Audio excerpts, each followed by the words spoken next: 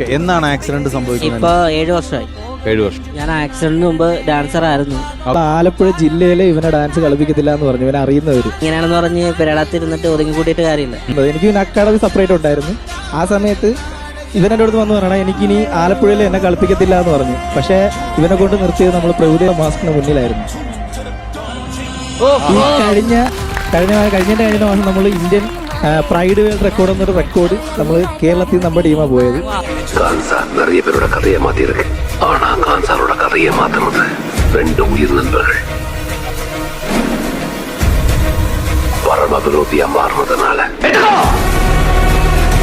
உனக்கு கொடுக்கதானே உயிர், அதே உனக்கு புரியல.